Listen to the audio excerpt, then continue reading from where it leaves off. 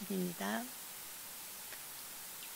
주님께서 예레미야에게 주님의 성전문에 서서 주님께 예배하려고 문으로 들어오는 모든 유다 사람에게 주님의 말씀을 큰 소리로 일러주라고 하셨다. 나 만군의 주 이스라엘의 하나님이 말한다. 너희의 모든 생활과 행실을 고쳐라.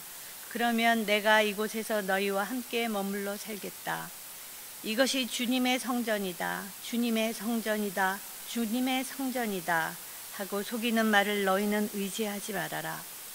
너희가 모든 생활과 행실을 참으로 바르고 고치고 참으로 이웃끼리 서로 정직하게 살면서 나그네와 고아와 과부를 억압하지 않고 이곳에서 죄 없는 사람을 살해하지 않고 다른 신들을 섬겨 스스로 재앙을 불러들이지 않으면 내가 너희 조상에게 영원 무궁하도록 준 이 땅 바로 이곳에서 너희가 머물러 살도록 하겠다.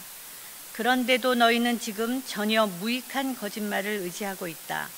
너희는 모두 도둑질을 하고 사람을 죽이고 음행을 하고 거짓으로 맹세를 하고 바알에게 분향을 하고 너희가 알지 못하는 다른 신들을 섬긴다.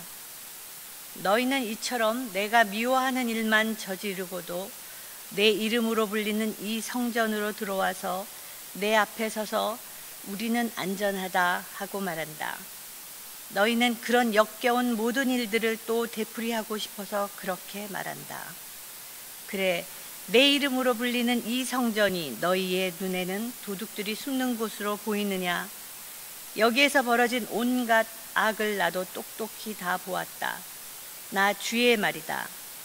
누가복음 23장 33절에서 34절 말씀. 그들은 해골이라 하는 곳에 이르러서 거기서 예수를 십자가에 달고 그 제수들도 그렇게 하였는데 한 사람은 그의 오른쪽에 한 사람은 그의 왼쪽에 달았다. 그때에 예수께서 말씀하셨다. 아버지, 저 사람들을 용서하여 주십시오. 저 사람들은 자기네가 무슨 일을 하는지를 알지 못합니다. 그들은 제비를 뽑아서 예수의 옷을 나누어 가졌다. 아멘. 오늘 두 번째로 읽은 누가복음 23장은 예수께서 십자가에 달려 돌아가시면서 하신 7마디의 소위 가상 7언이라고 하는 7마디의 말씀 가운데 하나입니다. 그 말씀 중에 하나가 바로 아버지, 저 사람들을 용서하여 주십시오. 저 사람들은 자기네가 무슨 일을 하는지를 알지 못합니다. 이겁니다. 오늘 이 말씀이 무슨 뜻을 가지고 있는가를 좀 알아보기 위해서 누가복음 기자가 예수님이 체포되면서부터 십자가에 달리기까지의 과정을 기록해 놓은 과정을 한번 살펴보려고 합니다. 그래야 그 과정을 살펴봐야 저 사람들을 용서하여 주십시오. 저 사람들은 자기네가 무슨 일을 하는지를 알지 못합니다. 자기네가 무슨 일을 하지 못하는지 모르는 사람들이 누군지, 그래서 용서해 달라고 예수님이 기도하셨는데, 그들을 용서해 달라고 기도하셨는데 그들이 과연 누군지, 자기가 무슨 일을 하는지도 모르는 바로 그 사람이 어떤 사람인지 하는 것을 알아볼 수 있습니다. 시작은 이렇게 되죠. 대제사장들과 율법학자들이 예수를 죽일 음모를 꾸밉니다. 이게 시작입니다. 여기서부터 사건이 시작되는 겁니다. 음모를 꾸몄어요.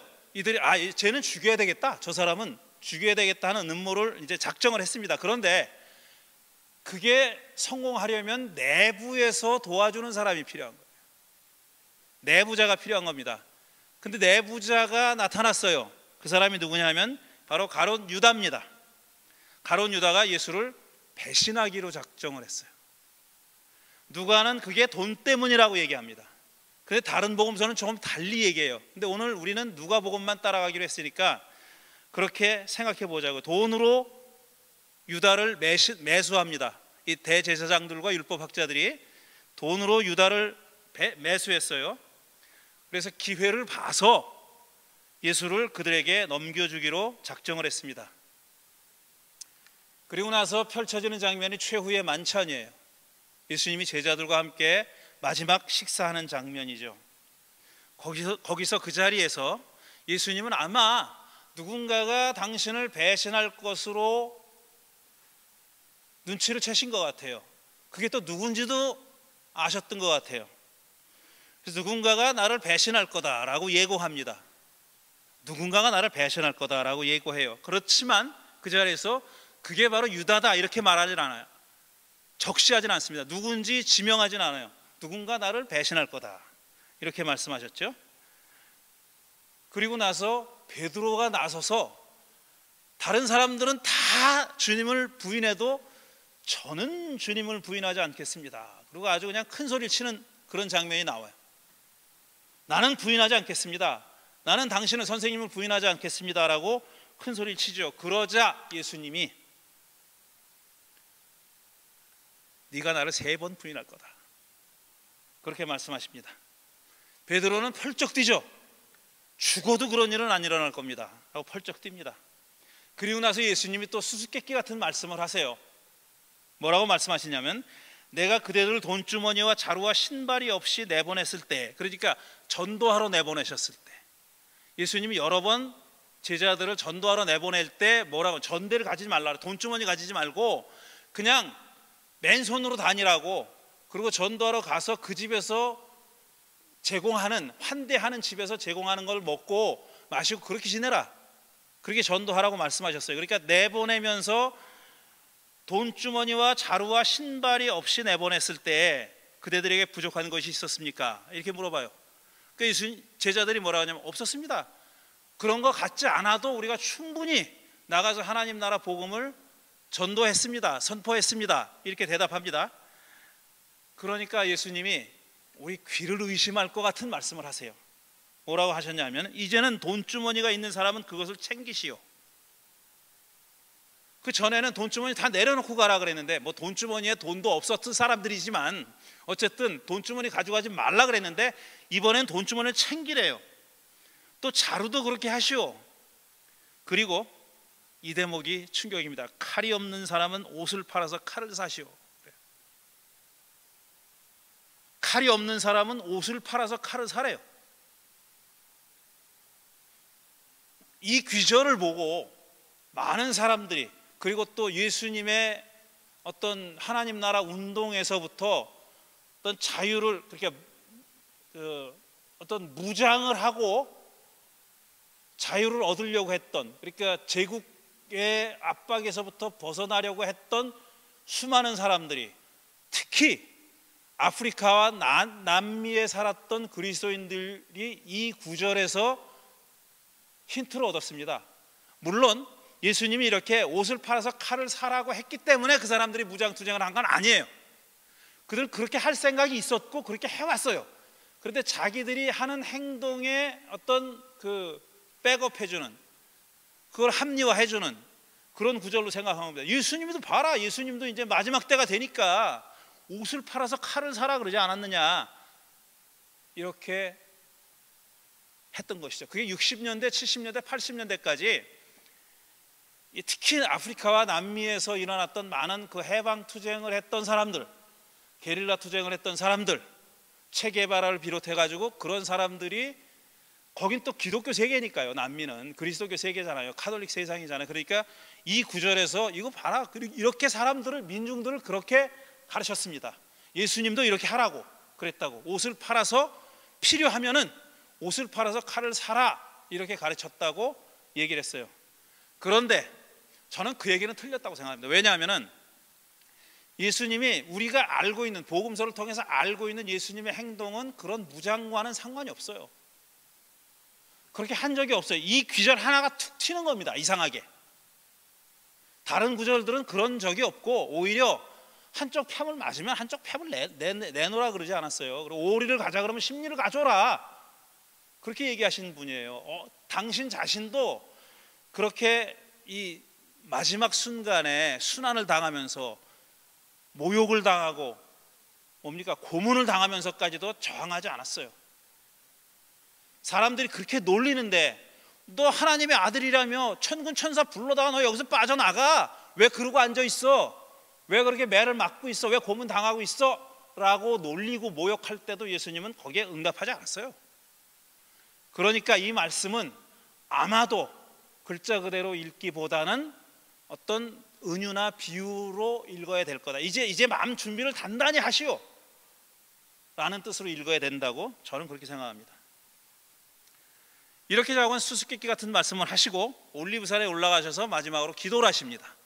기도의 내용은 우리가 다 아시다시피 하나님, 만일 아버지의 뜻이면 내게서 이 잔을 좀 지나가게 해주십시오. 하지만 내 뜻대로 하지 마시고 아버지 뜻대로 해주십시오 라는 마지막 기도, 겟세마네 동산에, 여기는 올리브산이라고 그랬는데 마지막 기도를 드리십니다.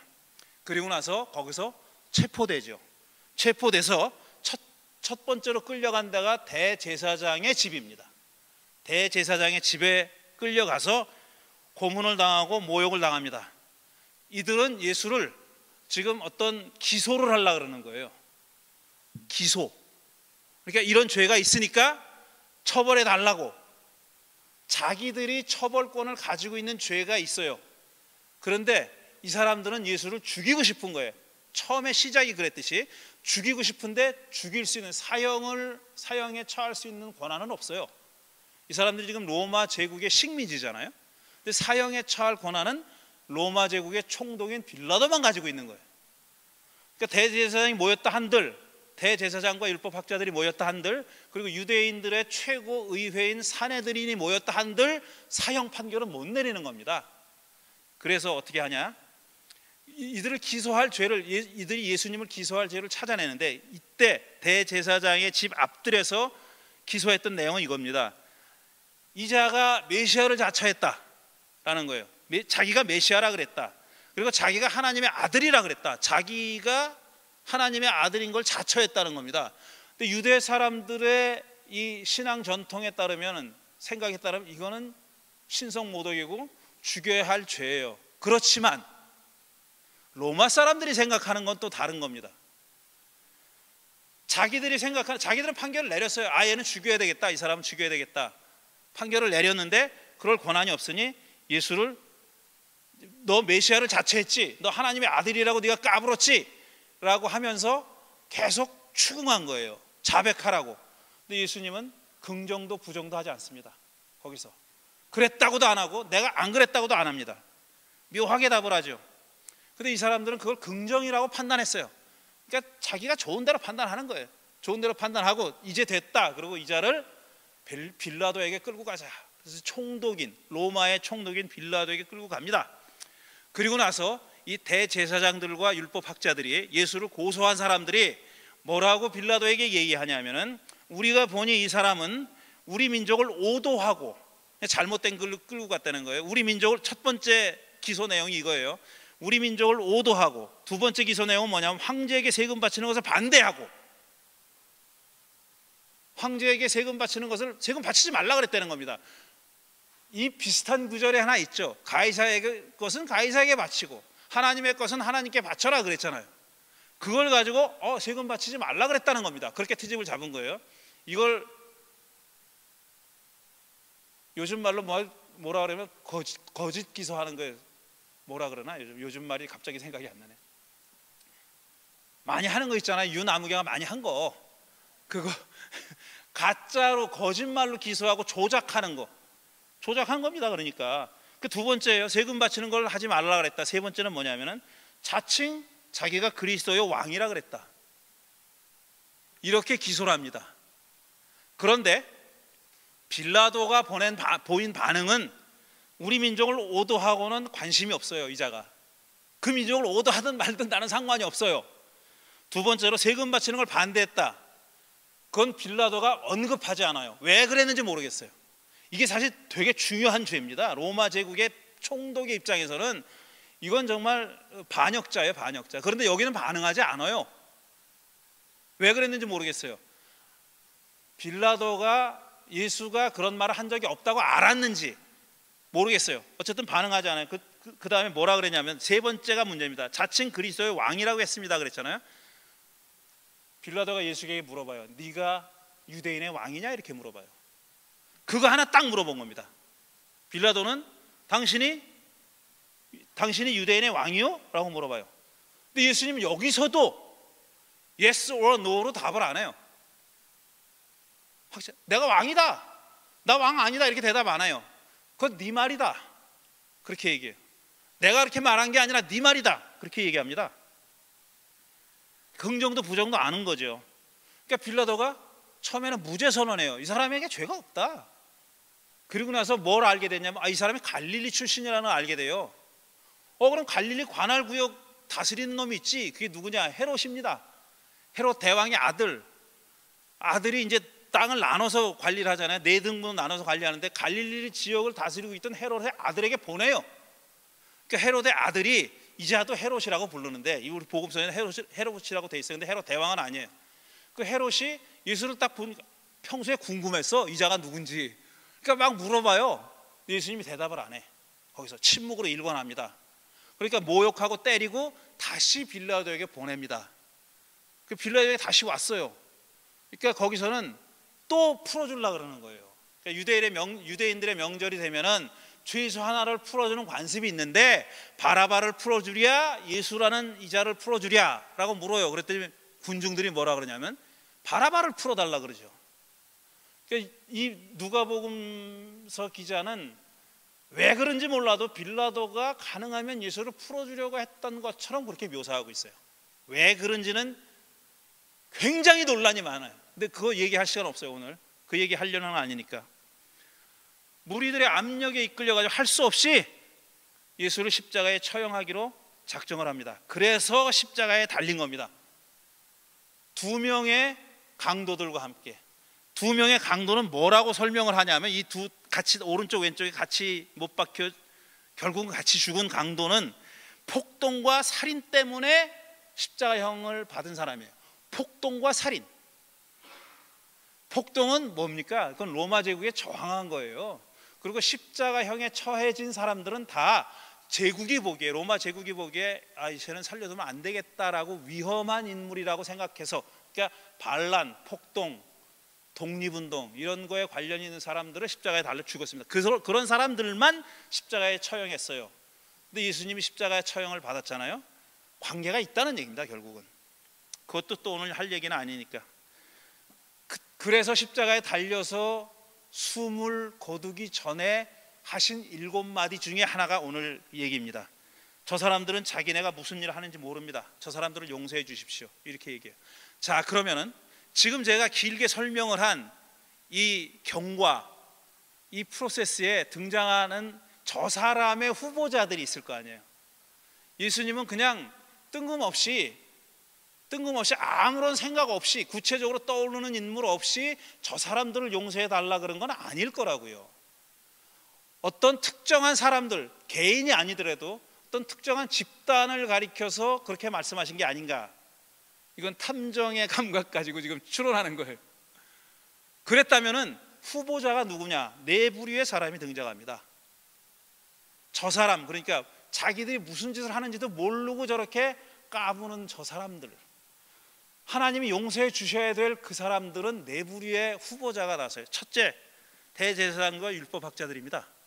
예수를 처음부터 죽일 작정을 하고 음모를 꾸미고 내부자를 하나 매수해가지고 결국은 실행하고 말죠.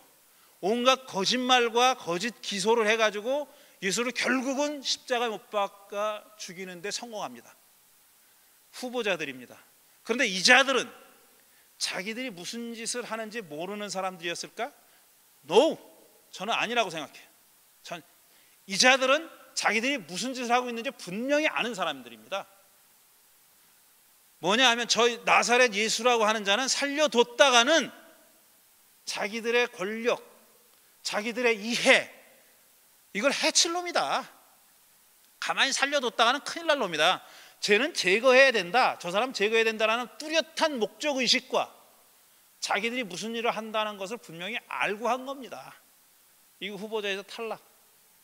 이 사람들은 아닙니다. 두 번째로 빌라도, 그럴 수 있어요. 자기가 무슨 일을 하는지 잘 모르는 사람의 후보입니다. 근데 가만히 보면은 예수에 대해서 깊이 관심을 가진 사람은 아닌 것 같아요. 예수가 누군지 알아보려고 하는 생각도 없었고, 네가 유대인의 왕이야? 이렇게 물어봤잖아요. 그때 예수님이 그건 네 말이야 라고 대답했어요. 그건 당신의 말이요 라고 대답했는데 더 알아볼 생각을 안 해, 이놈이.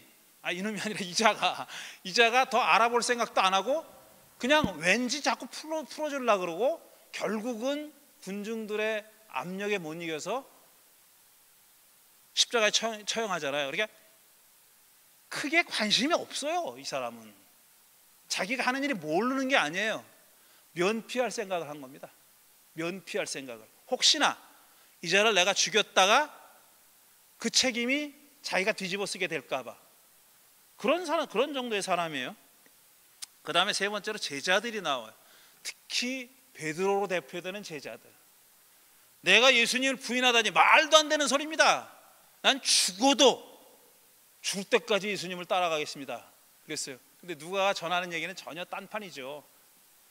닭이 울기 전까지 3번 예수를 모른다고 부인합니다. 그리고 예수를 따라다니는 베드로를 본 목격자가 너도 저자랑 같이 다니지 않았어? 라고 3번이나 얘기했는데 그걸 다 난 저 사람 모르는 사람이라고 부인했어요. 모르는 사람이다 라는 말이 함축하고 있는 의미가 있습니다. 물론 이 누가복음을 쓴 사람이 그런 뜻을 가지고 썼다고는 모르겠어요. 하지만 나는 모르는 사람이다. 자기가 무슨 일을 하는지도 모르는 사람. 통하잖아요. 무슨 일을 하는지도 모르는 사람. 나는 저 사람 몰라. 모른다는 게 주제입니다. 모른다는 게. 이게 키워드예요. 키워드. 모른다. 난 저 사람 모른다. 자기들이 하는 짓을, 무슨 짓을 하는지 모르는 사람. 마지막으로 군중들이 있어요. 이 사람들은 바라바로 풀어달라고 소리 지르죠.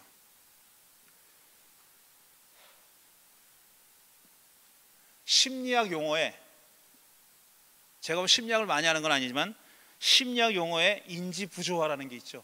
이게 뭐 되게 어려운 말인 줄 알았어요. 그랬더니 뭐 그렇게 어려운 말은 아니더라고요. 인지부조화는 뭐냐면 자기 합리화 또는 아전인수랑 비슷한 말이에요. 인지부조화는 뭐냐면은 내 생각하고 내 행동이 일치하지 않는 거예요. 그게 일치하지 않기 때문에 느끼는 어떤 불안정, 불안함, 심리적으로 안정되지 않은 거, 이걸 가리키는 거예요. 이럴 때 그러니까 내 행동은 A인데 내 생각은 B라는 거예요. 근데 나는 B라고 생각하면서 내가 A인 줄 알고 있는 거예요. 그러니까 자기가 A처럼 살진 않고 A처럼 행동하지 않는데 B처럼 생각, 이거 말이 또 엉키네. 말이 엉키는데, 자, 내가 그렇게 생각하지 않는데 자기는 그렇게 한다고 생각하는 거예요. 이게 인지부조와 자기 합리와 아전인수가 가장 잘 드러나는 비유가 마태복음 25장에 나오는 최후의 심판 비유입니다. 양과 염소를 가른다 그랬잖아요. 의인과 악인을 가르는데 의인들한테는 뭐라고 묻냐면 내가 목말랐을 때 너 마실 걸 줬고 배고팠을 때 먹을 걸 줬고 내가 감옥에 갇혔을 때 찾아왔었고 나그네 되었을 때 맞아드렸다. 그때 그 사람들 뭐라 그래요? 주님 제가 언제 그랬습니까? 전 그런 줄 한 적이 없습니다 이래요. 이거 인지부조합니다. 이거 모르는 거예요. 좋은 의미의 인지부조하죠 이거는. 근데 염소 쪽에 속한 사람들은 너는 내가 목마를 때 마실 걸 안 줬고 먹을 것도 안 줬고 찾아오지도 않았고 맞아들이지도 않았어. 그래서 언제 우리가 안 했습니까? 우리가 했잖아요 이렇게 얘기해요. 이거 인지부조하죠. 자기는 했다고 생각하는 거예요. 했다고 생각하는 거예요. 근데 예수님은 너 하지 않았어 라고 생각한 거예요. 이렇게 부조화 있을 때 내가 생각하는 것과 내 생활이 내 삶이 다를 때 어딘가 맞춰야 돼요. 그거를 그거 안 맞추면요 사람이 정신 분열돼서 못 삽니다. 어딘가 맞춰야 돼요. 아주 유명한 그 로버트 캐롤이라고 하는 뭐 쓸데없는 얘기 또 하는 로버트 캐롤이라고 하는 구약학자가 있어요. 영국 사람인데 이 사람이 이 예레미야서를 인지부조화 이론으로 설명한 기가 막힌 책이 있습니다. 예레미야 예언자가 자기가 예언한 대로 안 됐어요 다. 그럴 때 예언자가 느끼는 인지부조화. 그러니까 자기는 하나님의 말씀을 받았잖아요. 너 얘네들 회개하는 메시지를 전해. 그 얘네들 회개할 거야. 그러니까 이 사람은 자기가 열심히 하나님의 말씀을 전하고 회개하라고 메시지를 전하면 회개할 거라고 생각하고 간 거예요. 내가 해봐야 안 돼라고 생각하면 가지도 않죠. 그런데 될 거라고 생각하고 갔어요. 근데 벌어진 결과는 반대의 일이 일어났어요. 그 사람들이 회개 안 한 건 물론이고 자기를 옥에 가둬가지고 죽이려고 했어요. 죽이려고 합니다. 그래서 예레미야서에는 다른 예언서에 없는 특별한 얘기가 나와요. 그게 뭐냐면 예레미야의 회고라는 거예요. 고백록이라는 거. 왜 하나님 날 왜 불렀습니까? 차라리 내가 어머니 뱃속에서 죽었으면 더 좋았을 텐데, 이런 얘기를 해요. 그러니까 자기가 겪고 있는 이 인지 부조화, 자기 합리화가 안 되는 이 상황을 견딜 수 없는 거예요, 이 사람.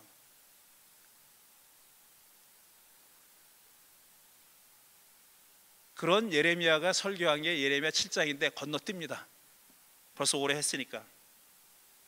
자, 많은 그리스도인들이 자기가 믿고 있는 것과 자기가 행동하는 것이 다르다는 것을 인식하지 못해요. 자기는 자기가 믿는 대로 행동한다고 생각하고 자기가 행동하는 대로 믿는다고 생각해요. 그러나 한 발자국 떨어져서 보면은 그 사람은 완전히 다른 생각을 하고 다른 삶을 살고 있는 겁니다. 자기가 그렇다고 믿고 있는 걸 하지 않는 거예요. 이게 문제다. 이게 문제다라는 겁니다. 어딘가 맞춰야 됩니다. 어딘가 맞춰야 되는 거예요. 그러지 않으면 우리가 살아갈 수가 없어요. 어딘가 맞춰야 돼. 근데 우리가 어디다 맞추느냐? 그게 자기 합리화가 되느냐? 아전인수로 사느냐? 아니면 좋은 의미의 인지 부조화를 극복하느냐가 달린 겁니다.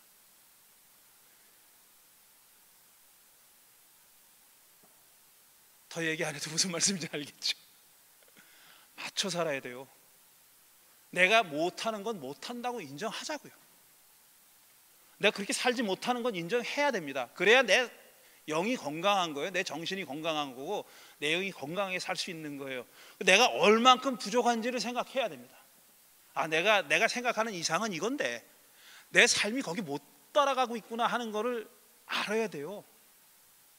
근데 그게 안 되는 사람은 자기 삶의 생각을 맞춰요. 자기가 그렇게 부족한 삶을 사는데 그게 퍼펙트하다고, 이게 바로 내가 생각한 삶이라고 그렇게 맞추면 헤어날 길이 없는 겁니다. 예수님이 마지막에 저 사람들이 자기가 무슨 짓을 하는지 모릅니다라고 말씀하시면서 마지막 기도를 하시면서 떠올렸던 사람이 어떤 부류인지 우리는 모릅니다. 후보자가 4사람 있지만 그게 저와 여러분일 수 있는 거죠. 여러분은 어떤 삶을 살고 있습니까? 저는 지금 어떤 삶을 살고 있습니까? 그 갭을 확실히 인식하는 그런 삶을 살고 있습니까? 아니면은 그걸 억지로 부인하는 삶을 살고 있습니까? 이게 십자가상에서 7마디 하신 중에 오늘 읽은 말씀이 우리들에게 주시는 그런 메시지라고 저는 믿습니다. 드린 말씀 생각하며 잠시 묵상하는 시간 갖겠습니다.